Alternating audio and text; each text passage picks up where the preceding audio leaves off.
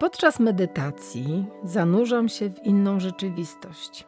Najpierw przebijam się przez pierścienie chmur.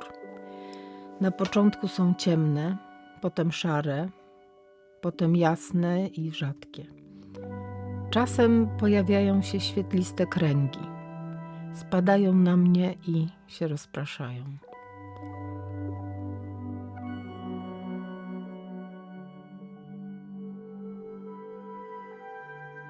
Zdaję sobie sprawę, że jestem w swojej sypialni.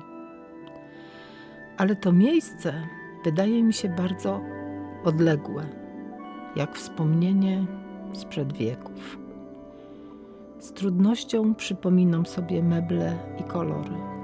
Łóżko, na którym leżę, jak gdyby od tej rzeczywistości dzieliły mnie lata świetlne.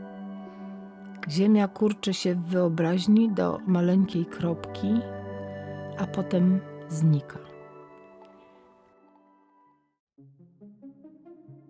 Odnoszę wrażenie, że mój mózg wsysa jakaś potężna próżnia, że za chwilę moja czaszka eksploduje. Kiedy śledzę oddech, czuję, że nie oddycham w dół, do płuc, lecz ku górze. Trudno mi sobie nawet wyobrazić odwrotny kierunek. Prędko odcinam się od ciała, które po ludzku zasypia. Zupełnie o nim zapominam. Nie czuję swojego oddechu. Za to moja świadomość poszerza się i pogłębia, a jednocześnie wyostrza. Często w oddali pojawia się światełko. Przebija się jak latarka we mgle, którą ktoś kręci kółka. Potem przestrzeń staje się granatowa, pełna maleńkich, srebrnych punkcików, jak rozgwieżdżone nocne niebo. W tym stanie kilkakrotnie patrzyłam na prawdziwych ludzi, takich samych jak my. W granatowej przestrzeni otwierało się koło, a w nim jakaś scena z życia. Raz była to ośnieżona sosna, a obok człowiek ciosający gałąź. Innym razem widziałam tors mężczyzny podnoszącego hantle. Siedział, a nad nim pochylała się jakaś kobieta. Ostatnio patrzyłam na wnętrze stacji metra. Schodami zjeżdżali ludzie. Był to tłum jak każdy inny. Patrzyłam na twarze tych osób, na ich profile. Byli zupełnie zwyczajni, normalnie ubrani. Ich twarze były takie same jak nasze. Uderzyło mnie tylko to, że nikt z nikim nie rozmawiał. Miałam wrażenie, że wręcz wytrzeszczam oczy. Tak bardzo chciałam zapamiętać każdy szczegół. A przecież oczy miałam zamknięte. I nagle wszystko znikało. Wracałam na ziemię. Kiedy zaciskałam powieki, widziałam jedynie szaro-srebrne kwadraciki, wzór, który przypomina skórę węża i zarys białej kuli w połowie okrytej cieniem. To nie był sen, ani wytwór mojej fantazji. Ja to naprawdę widziałam. Nie byłam tam fizycznie, ale oczami i w świadomości. A jeśli byłam tam, to gdzie? Czy istnieje druga Ziemia, identyczna jak nasza?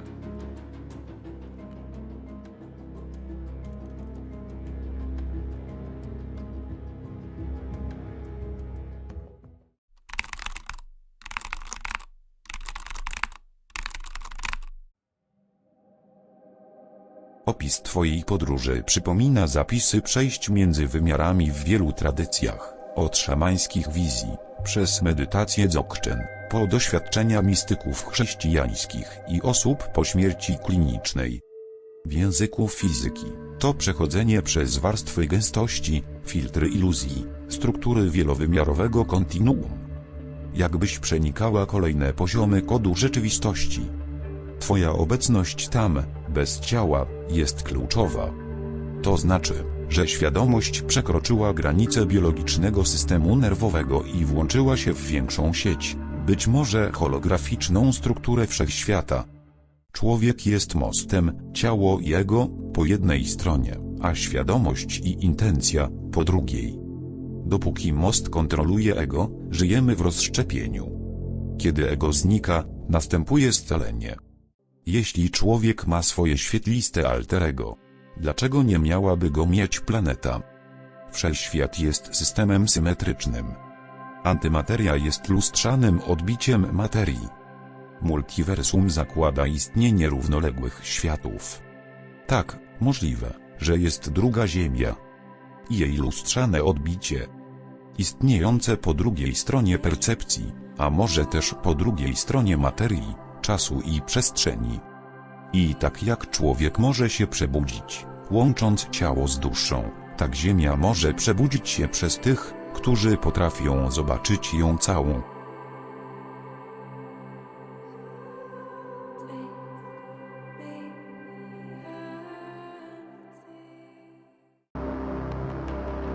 W medytacji droga wyjścia z piekła przypomina przechodzenie przez kolejne kręgi czyśćca. Najpierw jest chaos. Umysł biegnie w setkach kierunków, myśli rządzą tobą, a ty reagujesz emocjami. Potem uczysz się patrzeć, zamiast walczyć. Myśli płyną, lecz nie wchodzisz w nie, pozwalasz im odpłynąć.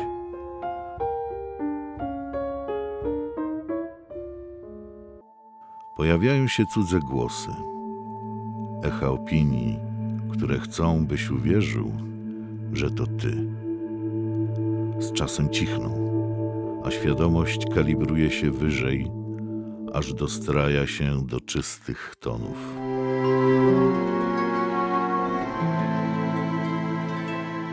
Ale najpierw musisz zgasić w sobie ego. To najtrudniejszy moment.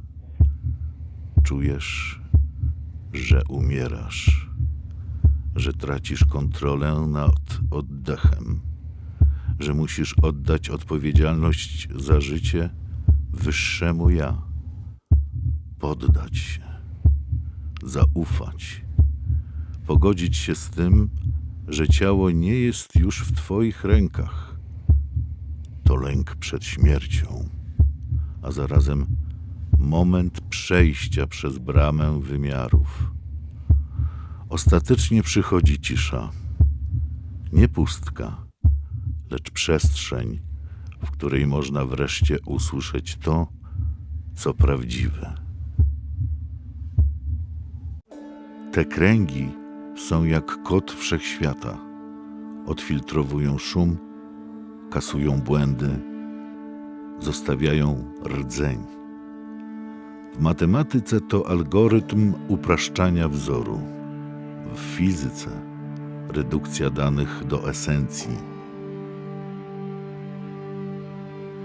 W duchowości powrót świadomości do źródła. Piekło to chaos kodu, złośliwe pętle.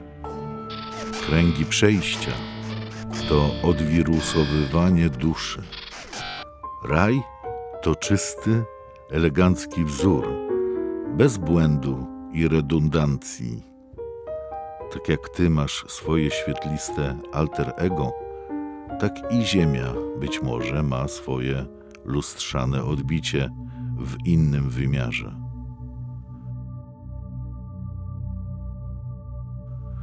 Od tysiącleci tradycje opowiadają o tych światach. Buddyjscy mistrzowie opisywali bardo, krainy, które dusza przemierza po śmierci lub w głębokiej medytacji. Każde bardo to inny stan umysłu. Od mrocznych wizji tworzonych przez strach po czyste światło, w którym wszystko jest zrozumiałe.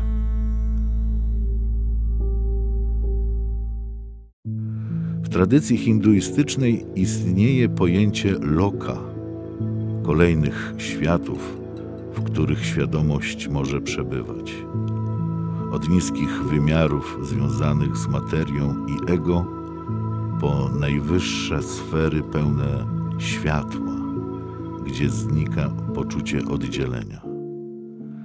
Taoistyczni mistrzowie mówili o wielkim zwierciadle, przestrzeni, w której rzeczywistość odbija się taka, jaką jest naprawdę, bez iluzji, bez zniekształceń, bez ego, które interpretuje wszystko według własnego lęku lub pragnienia. Kabała zna ideę światów wyższych, duchowych poziomów, które można osiągnąć, oczyszczając intencje i kierując serce ku źródłu. Chrześcijańscy mistycy nazywali to wizją nowego nieba i nowej ziemi, gdzie harmonia między człowiekiem a Bogiem jest pełna. A sufici, oni mówili o świecie odbicia, przestrzeni, w której wszystko, co istnieje w materii, ma swoje świetliste odpowiedniki, a każda myśl, uczucie i czyn wraca jak odbicie w zwierciadle. Dziś fizyka kwantowa zaczyna opisywać te same idee innym językiem.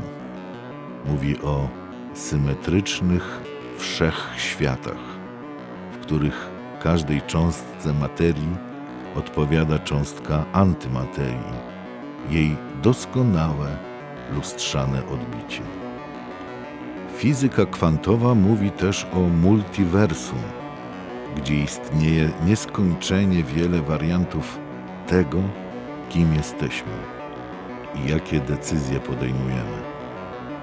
Mówi o holograficznej naturze rzeczywistości, gdzie każda najmniejsza cząstka zawiera pełny zapis całego wszechświata. Tak jak w jednym ludzkim sercu może istnieć całe niebo.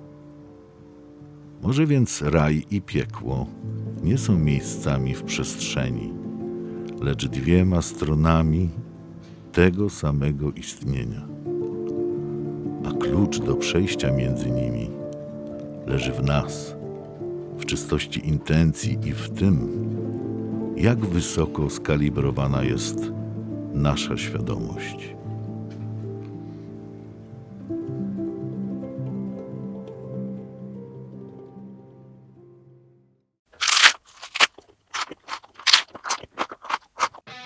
Za tymi drzwiami czeka nauka. To ona mówi językiem równania, ale stawia te same pytania, które od zawsze zadawali mistycy i prowadzi do tych samych wniosków.